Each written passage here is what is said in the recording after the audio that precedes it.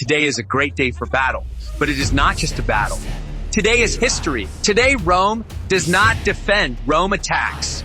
Two Roman armies, forged in war and blood, advance from opposite sides of the valley, one from the east, the other from the west, pressing toward a heavily fortified city once thought untouchable. The enemy expected hesitation. What they received was power. The commander rode with the eastern army. Ahead, the siege machines creaked and groaned, ballistae, onagers, rams, all positioned with brutal precision. Their crews waited in silence. Shorten the range, he ordered. Make it personal. Within minutes, the first onager stones screamed through the air, smashing into walls, towers, and gates with thunder that shook the valley. Towers crumbled. Archer nests exploded in splinters. The defenders fired back. Yes, but the Roman formations didn't break. They closed ranks, raised shields, and stepped forward, always forward. On the western side, the Second Roman Army mirrored the assault, a coordinated strike. A double storm artillery crews worked without pause, hammering the fortifications until the eastern gate split, then shattered a breach. Send in the infantry, the commander said, voice like iron. Let the archers clean up what's left. Units surged forward, legionaries in formation, archers at their back launching fire into the gaps.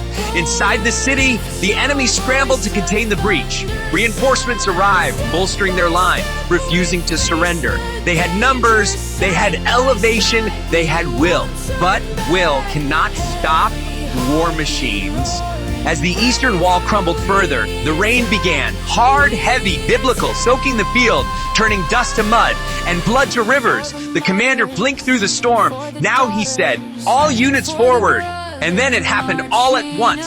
Cavalry units from the western flank looped around and struck the rear gates. Onagers finished off the last standing tower. Archers, almost out of ammunition, loosed one final wave to pin enemy units behind rubble. Infantry stormed the breach, shields raised, blades drawn. The defenders fought well. They held narrow corridors and stairwells. They ambushed from rooftops. They tried, but they could not stop the empire. Push to the center!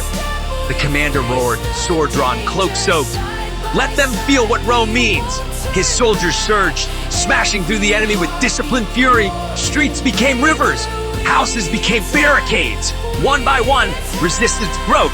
The city cracked. The gates opened. And by sunset, the Roman standards flew high from every tower that remained. The commander stood in the city square, soaked, breathing hard, looking at the wreckage around him. Soldiers chanted in victory. He did not smile. He simply nodded. This is what it means, he said quietly, to provoke Rome. The enemy had been crushed. The city taken.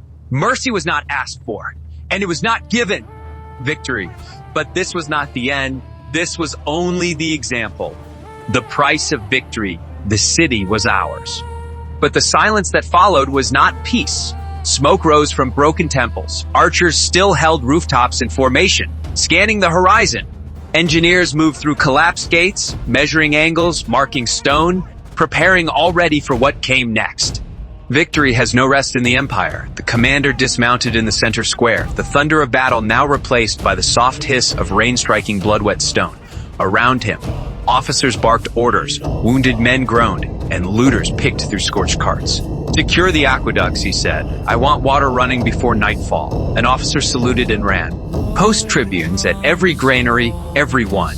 Another nod. And find their records. I want names, leaders, traitors. The siege had ended, but the occupation had begun. An occupation is its own war. The Langobards had burned much of their own city before fleeing. Fields were salted, wells poisoned. Their desperation was their message. If we can't keep it, neither will you. But Rome had rebuilt from worse. The commander moved through the wreckage like a storm made flesh. His armor was dented, his sword dulled, but his eyes burned bright. He had seen the future now, not just in the flames or the blood, but in the quiet resistance that still lingered beneath the rubble. The people watched from shadows. Not all were fighters, not all were loyal, but enough of them had the look of wolves waiting for dusk. They would resist. Of course they would. So the commander gave the next order without hesitation. Construct a wall within the wall, he said. We divide the city, secure the outer ring, hold the center. a fortress within a ruin, an iron core. Let them try.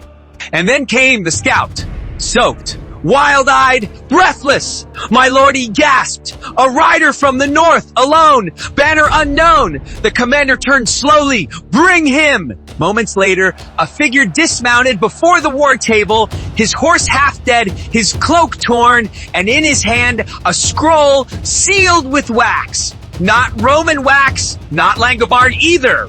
The seal was foreign, ancient, unfamiliar. The commander read it, then read it again. And something changed in his face. He looked to his officers. Prepare the legions, he said, but we just took the city, one stammered. We haven't even buried. Prepare them. A long silence. Then the final words. There's another war coming. It esto. Custi!